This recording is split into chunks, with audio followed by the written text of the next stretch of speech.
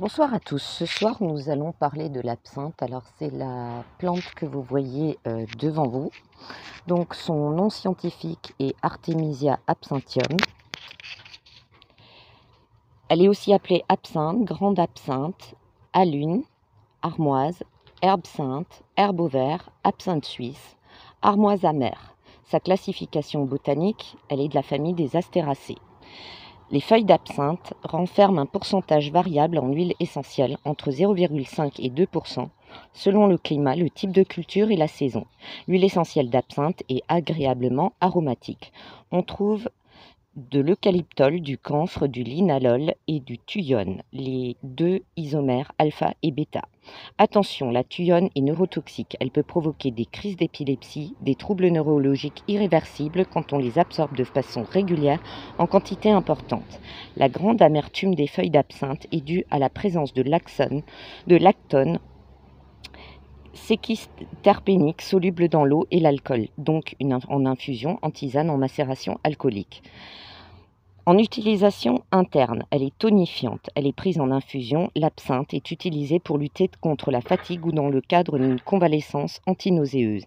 Elle apaise les nausées ainsi que le mal de mer ou le mal des transports. Elle est antiparasitaire. Cette plante peut être absorbée en cas de vers intestinaux, ascaris ou oxyure. Elle est stomachique, elle diminue les troubles digestifs, les ballonnements, les flatulences. Elle est efficace pour provoquer les règles, donc elle est déconseillée aux femmes enceintes. En utilisation externe, elle est antiseptique. En décoction, l'absinthe sera appliquée avec une compresse sur une plaie ou une piqûre d'insecte. Elle s'utilise également en cataplasme chaud. Indication thérapeutique usuelle. Parasite contre les vers intestinaux ou le ténia, problèmes digestifs non fonctionnels, nausées, vomissements, mal des transports, fatigue ou convalescence. Apéritive, l'absinthe est un stimulant de l'appétit. Elle peut être utile pour traiter une fièvre, une grippe ou toute autre affection virale. En collyre, elle fortifie les yeux. Dans les parties utilisées, on la cueillette des sommités fleuries en ajoutant les feuilles lors de la pleine floraison. Bon là, elle a déjà fini de fleurir, la mienne. Pour ses propriétés, elle est vermifuge, stomachique, emménagogue, cholagogue. Substance active. Il y a des silices, deux principes amers, l'absinthine et l'anabsinthe. Substance tannique et résineuse, acide malique et succitine et de la thuyone.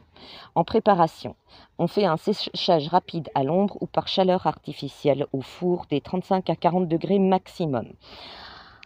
En infusion, il faut mettre une pincée de sommité fleurie séchée par litre d'eau bouillante, prendre une tasse 2 fois par jour. En macération, on peut obtenir du vin ou de la liqueur. Pour le ratafia, il faut laisser macérer 15 jours dans 1 litre d'eau de vie de 60 degrés. Le mélange de 40 feuilles de feuilles d'absinthe, 20 g de baie de genièvre, 5 g de cannelle et 1 g de tige fraîche d'angélique. Après avoir filtré, on ajoute le mélange de 1/3 d'eau, 15 g d'eau de fleurs d'oranger et 250 g de sucre. J'avoue n'avoir jamais essayé. En poudre, l'herbe est ainsi employée, peut servir de vermifuge. La dose pour une potion est alors de 2 à 3 g.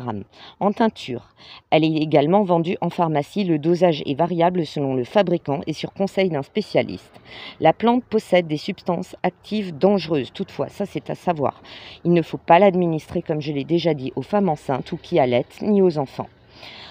En note, l'absinthe est surtout connue pour avoir été l'ingrédient de base d'une boisson populaire au XIXe siècle. À savoir qu'à l'époque, la liqueur d'absinthe avait un taux d'alcool extrêmement élevé, que les principes nocifs n'étaient pas connus et donc le dosage en thuyone trop élevé, et que souvent elle a été associée à la consommation d'opium ou de laudanum, qui est une teinture alcoolique d'opium très addictive. La préparation à base d'alcaloïdes issus du pavot somnifère est surtout prescrite dans le traitement symptomatique des diarrhées aiguës et chroniques, résistantes à tout autre traitement médicamenteux, comme antidouleur, antirhumatisal, voire traitement pour maladies cardiaques. Sa vente libre en Angleterre fut multipliés par un phénomène de mode. On imagine aisément les effets du laudanum et l'absinthe extrêmement forte en alcool et en principe neurotoxique. Il est fait mention de cette mode de l'addiction qui en découle dans le film From Hell. Cette teinture d'opium, quelquefois adoucie par du sucre, est aussi appelée vin d'opium. Rimbaud, Baudelaire et Verlaine étaient des buveurs d'absinthe. Interdite dans de nombreux pays depuis le début du XXe siècle, elle est de nouveau autorisée dans certains pays depuis quelques années, à condition que son taux de tuyonne soit limité. Au Maroc et en Algérie, on appelle chiba ou encore chadjret, Mariem. Elle est utilisée en remplacement de la menthe dans le thé. La menthe étant rafraîchissante, on lui préfère le chiba quand le temps se refroidit. L'absinthe doit rester en usage exceptionnel, à dose très faible et de manière très sporadique. Alors moi personnellement, comme je l'ai déjà dit, je ne l'utilise pas du tout en usage interne. Mais ceci est une fiche informative. En ésotérisme, l'absinthe séchée, utilisée conjointement avec de l'encens d'olive en petite quantité, a un effet purifiant, notamment sur le corps éthérique. C'est pourquoi elle a été utilisée pour les désenvoûtements et les exorcismes, mais aussi lors de séances de voyance. Attention toutefois en excès, par son effet neurotoxique. Et oui, quand elle est utilisée en fumigation, elle est également à haute dose neurotoxique. Elle provoquera des vertiges et des hallucinations, donc des visions qui sont tout à fait faussées. Il est donc conseillé de l'utiliser exceptionnellement. Moi, je l'utilise surtout pour purifier. L'absinthe se confond aussi fréquemment avec l'armoise commune, qui est l'Artemisia vulgaris. Voilà, c'est miraculeux. On n'a pas eu de cris ni de bruit de sirène, mais par contre, je viens de me faire dévorer par les moustiques. À plus tard pour une autre plante.